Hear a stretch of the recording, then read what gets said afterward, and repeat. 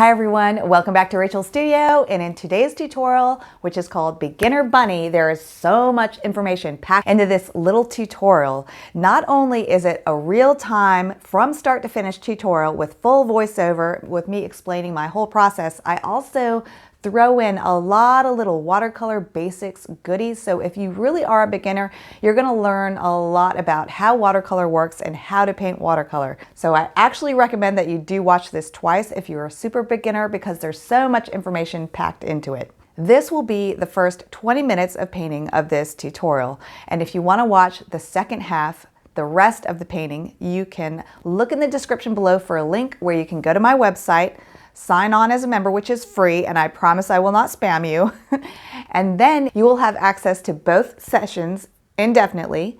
And you will also get a free downloadable line drawing, reference photo, and supply list. It's my little holiday gift to you all to say thank you so much for following me on this channel and going along with me on this really exciting artistic journey that I'm on. And I love going on it with you all. So thank you so much, and I hope you enjoyed this Beginner Bunny tutorial. But without further ado, let's go ahead and get started with this Beginner Bunny tutorial. And if you really are a super beginner, don't put too much pressure on yourself with this painting. Just enjoy the process, get to know your materials, get to know how paint works together, and just let it be fun. And the most important thing is to have fun.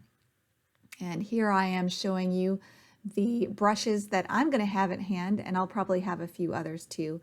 And this is a 3/4 oval. That's the big one. The middle one is an 8 round, and the small one is about a size 1 or 0 round, and these are silver black velvet brushes, and this is my Holbein soft tape. As long as you don't leave it on your painting too long, it will be great. If you leave it on your paper too long, it will kind of get sticky and leave a sticky residue that is really difficult to get off. So whenever I use it, I make sure that I paint that painting within a week so that it doesn't leave a sticky residue on my paper. But I really love this tape because it sticks to both my paper and my backing board. And by the way, I'm using a backing board that is like what framers use.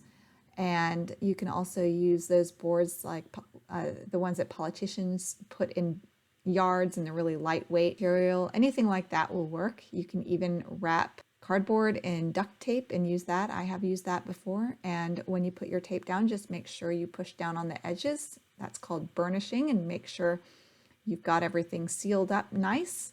And I'm painting this picture as an 8 by 10 inch. I am painting on Arches cold press 140 pound. You might think to yourself as a beginner, oh, I shouldn't use good paper because that would be a waste. I don't know what I'm doing. But I'm here to tell you, if you don't practice on good paper, it's going to be a frustrating experience for you, and you're not going to learn how to paint watercolor on good paper, which is a totally different experience than painting on cheap paper.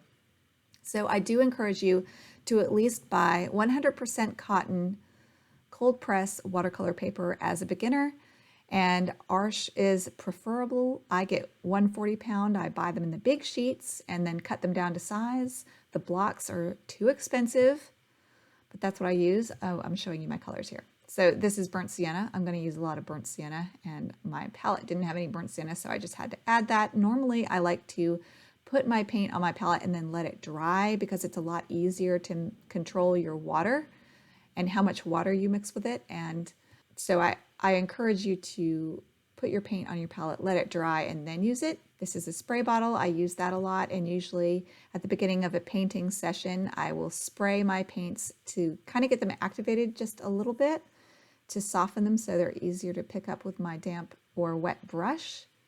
So here I am spraying those paints. Other good papers that are cheaper, there's one that comes out of China.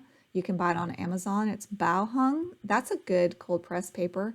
I am so used to painting on Arches though that I just love my Arches, and I just stick to it. All right, so we're going to start with the ear here, and I've got my silver black velvet size 8 round. And as a general rule, you want to use as big of a brush as you can get away with. And I tipped my palette up there to show you how much water is mixed into my paint. If it's tea consistency, it's going to drip. If it's milk consistency, it will puddle with a pool or a bead at the bottom, but it won't run. If it's cream consistency, it won't move at all and it just kind of sticks to your palette. So that's how you can tell if you've got the right amount of water mixed with your paint. See, there's cream consistency. Actually, that's milk consistency because it's developing a bead at the bottom when I tilt my palette up.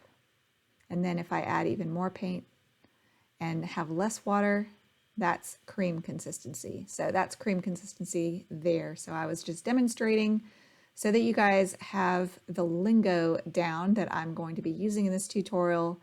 Milk, tea, and cream consistencies all refer to how much water I've added. So to get your color lighter when you place it on your paper, you add more water. The more water you add to your watercolor paint, the lighter your paint is going to be when you paint it onto your paper.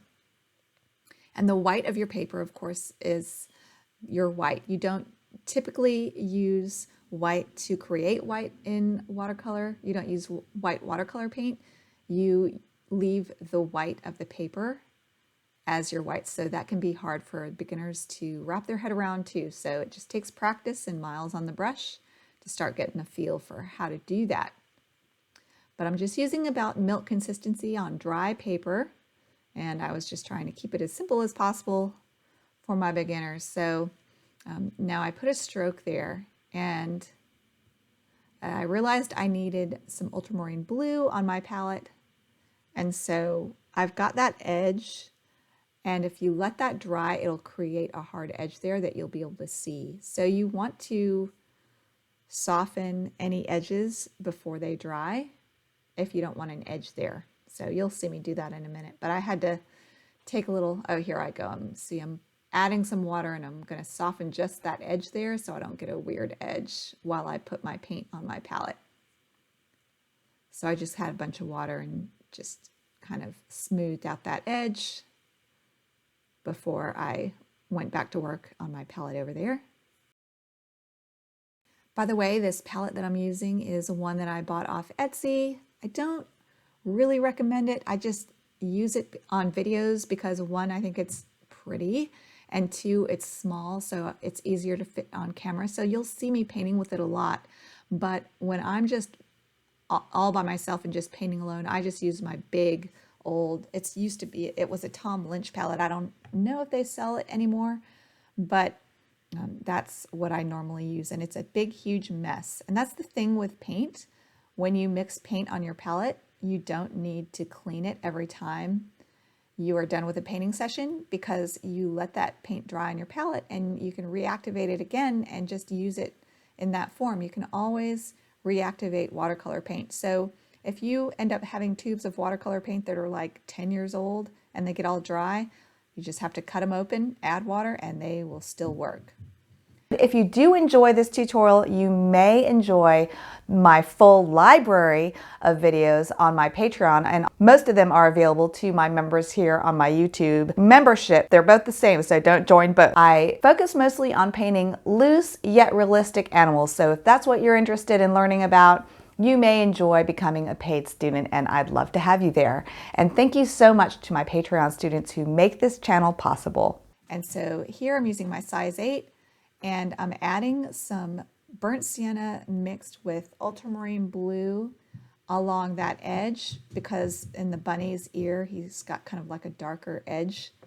And so you can do that. You can go in to an area that has been painted on, and if it's still wet, you can add other colors.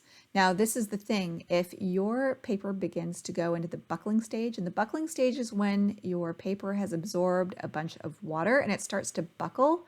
If you go in during that stage and the paint is wet, but it's just kind of half dry, half wet, and you go in with a drippy brush, you'll create cauliflowers. So just know that as your paper dry, you need to use thicker and thicker, less and less water in your brush so you don't get cauliflowers unless you want cauliflowers. All right, so I switched to a size 0 or 1 round here, and I'm just pulling out some of the paint to create kind of furs along the edge of that ear. I'm putting more texture there than is in the reference because that creates interest.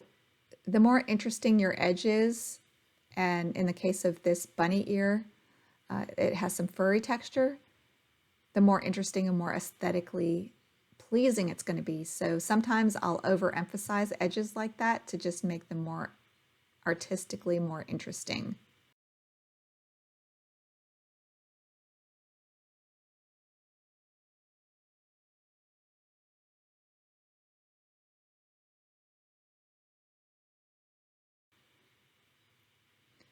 And this first layer we're putting down is considered the underwash, the first layer. And a typical way to paint fur is to paint a layer, let it dry, paint another layer, let it dry. So this is our first layer, and we're going to do a lot more after we let this dry on top of this, because watercolor is considered transparent, which means you can see each successive layer that's underneath other layers, kind of like saran wrap, different colors of saran wrap. You can see all the colors affect each other. Watercolor does the same thing. Here I've got a size 0 round, and I pulled out some eyelashes there with some lamp black, and now I've got thick cream consistency lamp black to make a textured edge over there along the edge of his face with some lamp black and maybe a little burnt sienna mixed together. And you'll notice I'm not paying too much attention to keep the colors exactly like what's in my reference photo. What's much more important is to get the darks dark, the mediums medium, the lights lights, and the whites white. So pay more attention to that than worrying about getting your colors mixed perfectly. As long as they're brown, it's not going to look funny. So it doesn't matter. As a beginner, you don't need to worry about getting your colors perfectly accurate unless you're doing a commission. And here I'm painting that dark little cheek area that goes up against his nose, and I'm not painting his nose, and I'm just doing that so I don't lose my drawing underneath. That way I'll know where the edge of the nose goes later when I paint it later.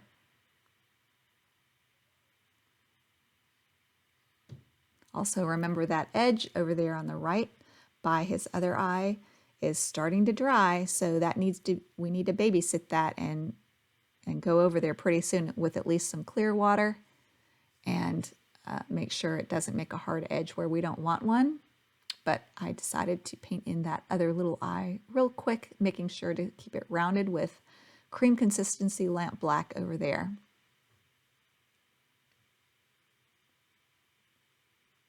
Now I'm going in with clear water and refining that edge.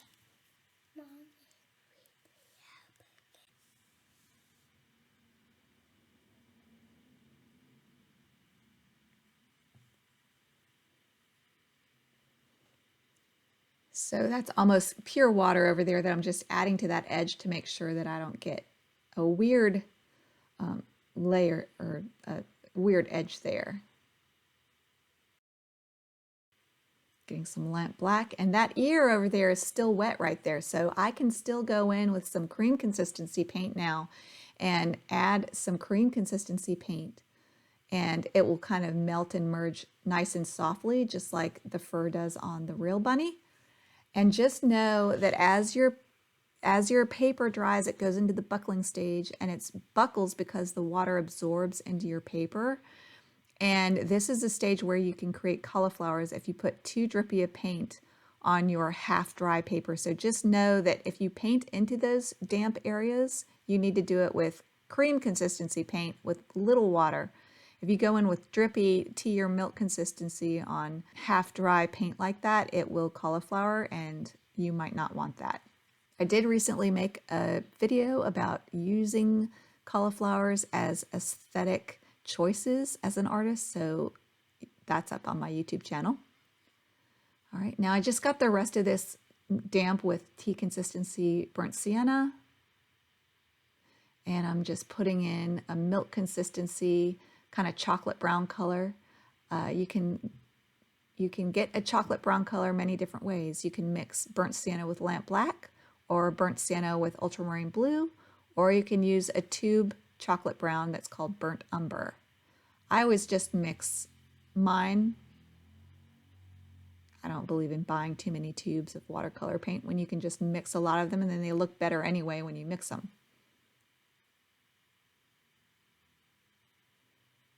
All right, I'm going to refine that ear now. It's still damp. Getting some lamp black and adding a little bit of dark to the tips. Milk consistency mix of burnt sienna and lamp black to just add some color to those ears, some darker fur color. And that's cream consistency there. And that's why I tilted that up to show you. And when you put cream consistency on damp paper, it kind of spreads out softly and just makes a nice, smooth, soft transitioned look.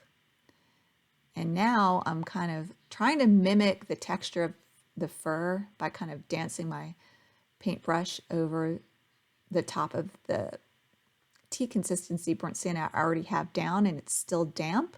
So because it's still damp, my brush strokes are holding their shape, but they're softly blooming out a little bit to make a soft fur look. And it will look like a hot mess until we put another layer on top of it. But this is getting me some nice texture that I like.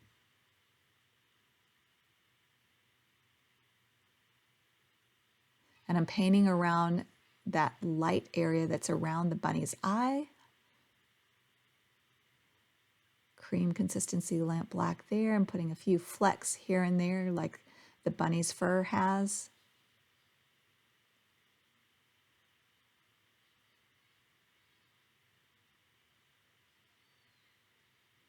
Putting in the little whisker dots while I can still see my drawing. Again, using my silver black velvet size 8 round.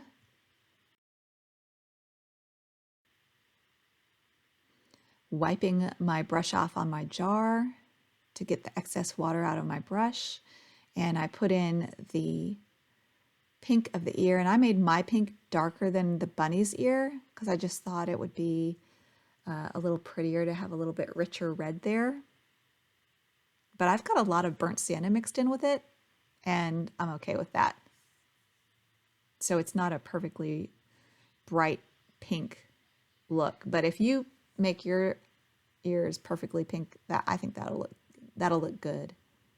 The important part is to pay attention to the lightness and darkness. Here, this is called dry brush. I'm painting on perfectly dry paper. I blot my brush off and then I paint tea consistency using the edge of my bristles, not the tip of my bristles. And see how that makes a nice little fur texture?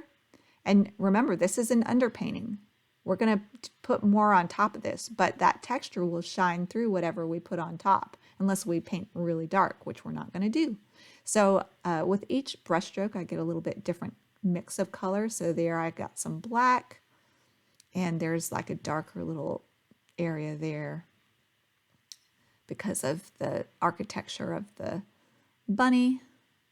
And I'm just blocking in the dark shadows that are directly under his face so that later in the painting process, I've got that kind of mapped in and I don't lose that architecture that's kind of important. So a lot of dry brush here to get some texture. And we'll let that completely dry, and then when you paint over it, it'll kind of soften it too. So that's a plus as well. And just dry brushing on some texture there. Not going too heavy because that side of the bunny is really light. That's the side of the bunny that's facing the light, so it's lighter.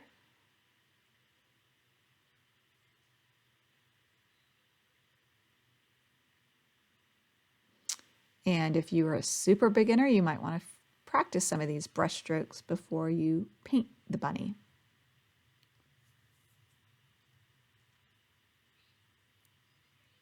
Getting some Windsor Violet.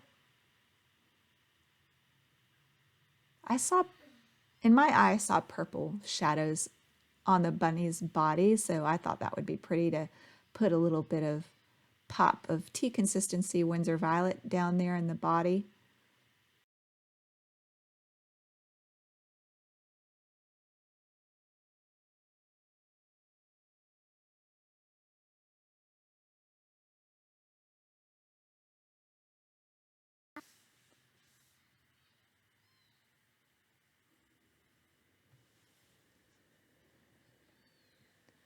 The bunny has really delicate shading under his eye and around the architecture of his cheeks and everything. So just look very closely at your reference photo and use tea consistency, gray or violet, gray violet, or black, just a tea consistency light color to define those slightly darker areas that create the architecture of the face.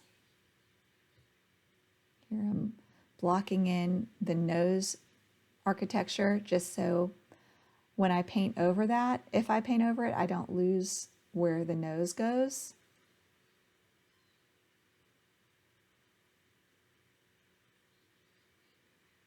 So I'm looking very closely at my reference photo and just trying to make sure that I put everything in the right place basically and take my time and really look.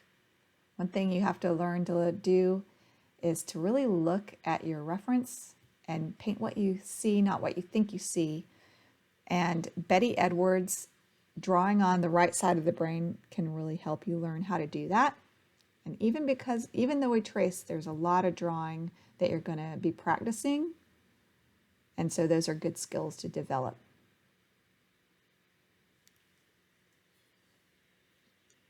That's some cobalt blue there I'm getting. I'm going to put the tiny little blue purple highlight in the eye that's kind of a triangle shape. And I have to put on my glasses because it's hard for me to see this small. And I wiped my brush off because I had too much paint in my brush. And if you have too much water in your brush, when you paint these tiny little details, you'll get a big blob of watery paint that won't do what you want. So you can blot that up, blot your brush out, and just get just the right amount of water on your brush to give you the control you need. This is tea consistency, blue, purple I'm putting in the eye. And I'm going to let that dry. But I wanted to get that in because I knew I had to paint that, let it dry, and then I can paint the rest of the eye.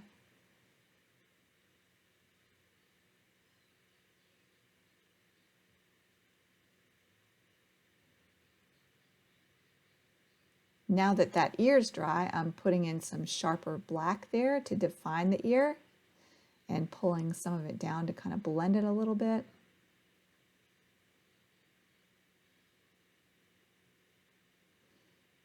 Putting a few dark spots now that that ear's dry of some pure cream consistency lamp black to pop that ear out a little bit better.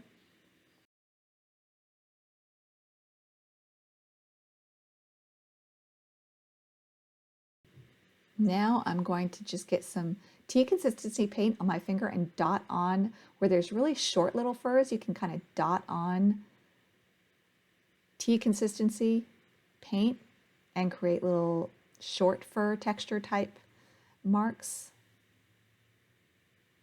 So I did that on his little cheek, and I'll also put some on his nose, I believe, using just a mix of ultramarine blue and burnt sienna tea consistency.